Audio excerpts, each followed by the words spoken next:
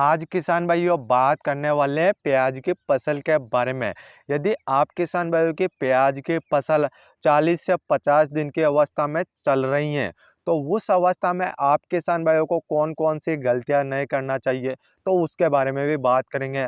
यदि आप किसान भाइयों की प्याज की फसल जो कि पीली पड़ी हुई है, रोग लगा हुआ है, कीट लगे हुए हैं, तो उसको आपको जो कि किस तरीके से कंट्रोल करना है और किस तरीके से हरी-भरी करना है, तो उसके बारे में भी बताऊँगा। क्योंकि आज राजस्थान में जो कि लगभग 70% किसान भाई ऐसे होते हैं जो कि प्याज की फसल करते हैं। तो उन किसान भाइयों को जो कि समझना पड़ेगा, जानना पड़ेगा कि आप किसान भाइयों की प्याज की फसल में कौन-कौन सा रोग लगता है, कौन-कौन से कीट लगते हैं और कौन-कौन सी गलतियाँ आपको नहीं करना चाहिए, जिससे कि आप किसान भाइयों को पैदावार में बहुत ज़्यादा नुकसान देखने को मिलता है। यदि आप किसान भाई इस वीडियो को पूरा देख लेते हैं, तो आप किसान भाई अच्छे से समझ जाएँगे, जान जाएँगे कि आपकी जो प्याज की फसल जो पीली पड़ती है, तो वह किस वजह से पड़ती है और आप उसको किस तरीके से जो कि हरी-भरी कर सकते हैं। तो उसके बारे में भी मैं आपको फंगिसाइड कीटनाशक दवा बताऊँगा और उसके बाद में जो प्याज का कंद होता है, साइज़ होता है, तो उसको भी आप किस तरीके से जो कि स्प्रे करके बढ़ा सकते हैं, तो वह भी मैं आपको बताऊँगा। तो आपको बहुत ही अच्छी प्रकार से इस वीडियो को देखना है। और आप सभी हमारे यूट्यूब चैनल पर पहली बार आए हैं और आप सभी ने हमारा यूट्यूब चैनल सब्सक्राइब नहीं कर रखा है, तो आप सभी हमारे यूट्यूब चैनल को जल्दी से सब्सक्राइब कर लीजिए। क्योंकि मैं आप सभी को बताता रहता हूँ कि अपनी फसलों में कौन-सा रोग लगता है, तो उसको किस तरीके से कंट्रोल करना है, या फिर अपनी फसलों में जो कीट लगते हैं, तो उसको किस तरीके से कंट्रोल करना है। तो उन सभी के बारे में मैं आपको इस चैनल के माध्यम से बताता हूँ। तो अब बात कर लेते हैं, जैसे कि आप किसान भाइयों की प्याज की फसल 40 से 50 दिन की हो जाती है और आप किसान भाई जैसे कि प्याज की फसल में 2 डोज डाल देते हैं, 2 बार खाद डाल देते हैं। तो आप किसान भाइयों को जैसे कि 60 दिन के ऊपर हो जाए आपकी प्याज की फसल, तो उसमें आपको जो कि नाइट्रोजन या फिर खाद, किसी भी प्रकार के खाद नहीं डालने हैं। उस समय पर आप किसान भाइयों को जो कि ऊपर से जो कि स्प्रे करना होता है, तो आप किसान भाइयों को स्प्रे करना है। जो कि आपको 60 दिन की अवस्था में प्याज की फसल में किसी भी प्रकार का जो कि खाद नहीं डालना है, तो आपको यह गलती भी नहीं करना है। और उसके बाद में यदि आपकी प्याज की फसल में आप बार-बार जो कि पानी पिलाते रहते हैं, तो आपको जो कि सड़ गलन की समस्या भी देखने को मिल सकती है।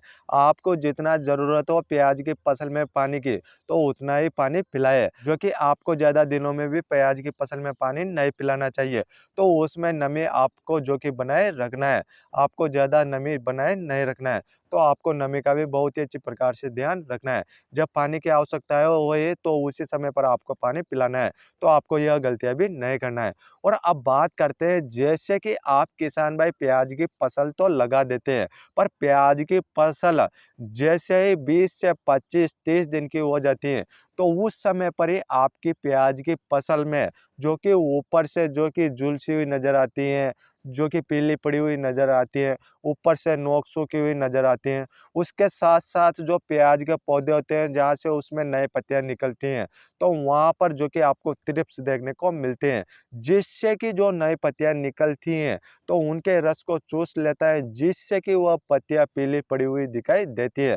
तो आप किसान भाइयों को प्याज की फसल में रोग को भी अच्छे से कंट्रोल करना है और उसके साथ में प्याज की फसल में जो थ्रिप्स लगता है, तो उसको भी अच्छे से कंट्रोल करना है। तभी जाकर आपकी प्याज की फसल अच्छे से हरी-भरी रहेगी।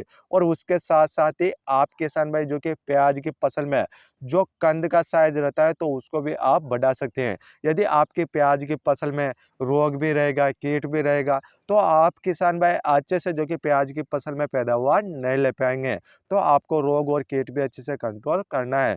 और उसके बाद में मैं आपको एक ऐसा स्प्रे बताऊँगा, जिसको आप ऊपर से स्प्रे करके जो कि कंद का साइज़ को बढ़ा सकते हैं।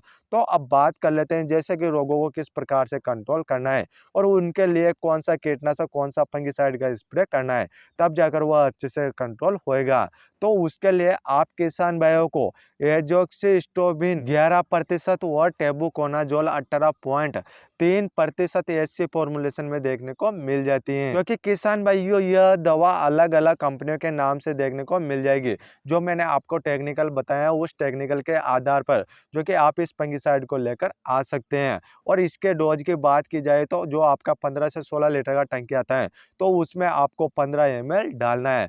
और बात करते हैं जैसे कि आपकी प्याज की फसल में जो थ्रिप्स लगा हुआ रहता है तो उसके लिए आप किसान भाई कौन सा कीटनाशक लेकर आ सकते हैं। तो उसके लिए आप किसान भाई थायोमेथोक्सम 30% एपीएस फॉर्मुलेशन में जो कीटनाशक आता है तो आप उस कीटनाशक को ले सकते हैं। क्योंकि कंपनियां आपको अलग अलग देखने को मिल जाएगी। और उसके डोज की बात की जाए तो जो आपका 15 से 16 लीटर का टंकी आता है तो उसमें आपको 25 ग्राम डालना है। और जब आप किसान भाई इन दोनों को अच्छे से मिक्स करके और इन दोनों के साथ में किसी भी प्रकार का गोंद या चिपको जो कि 5 से 10 ml मिलाकर डालना है।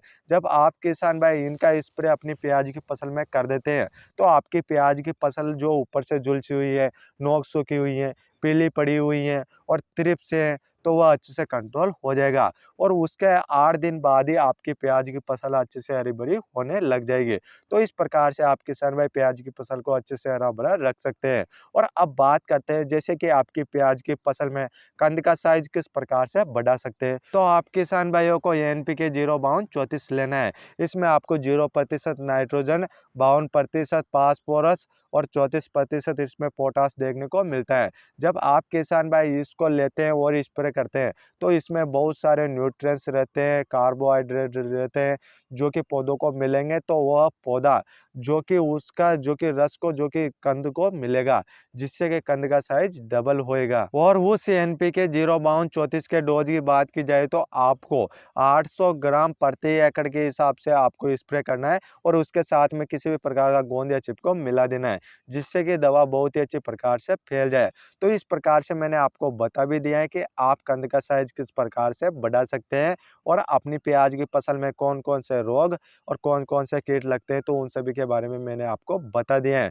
क्योंकि बहुत सारे किसान भाई नहीं जानते हैं कि अपनी फसलों में कौन से रोग लगते हैं, कौन से कीट लगते हैं। यदि आप किसान भाई अच्छे से उनको कंट्रोल कर लेते हैं तो आप जो कि प्याज की फसल से एक अच्छा उत्पादन ले सकते हैं। तो इस प्रकार से मैंने आपको बता दिए हैं। और आज राजस्थान में जितने भी किसान भाई जो कि प्याज की फसल करते हैं गर्मियों में तो वह भी इस वीडियो को अच्छे से देखकर समझ सकते हैं कि प्याज की फसल किस तरीके से जो कि पीली पड़ी हुई रहती है, कौन कौन से कीट लगते हैं। तो वह भी उसको देखकर अच्छे से जो कि उनमें लगने वाले फसलों में जो कि रोगों और कीटों को अच्छे से कंट्रोल कर सकते हैं। और आप किसान भाइयों ने अभी तक हमारा यूट्यूब चैनल सब्सक्राइब नहीं किया है तो आप किसान भाई हमारे यूट्यूब चैनल को जल्दी से सब्सक्राइब कर लीजिए। क्योंकि मैं आपको अनेक सारी जानकारियाँ इस चैनल के माध्यम से देता हूँ। और आपका कोई क्वेश्चन है, सवाल है तो आप हमें कमेंट कर सकते हैं, हम आपका कमेंट का रिप्लाई जरूर करेंगे। फिर मिलते हैं किसान भाइयों अगली वीडियो में, तब तक के लिए राम राम किसान भाई।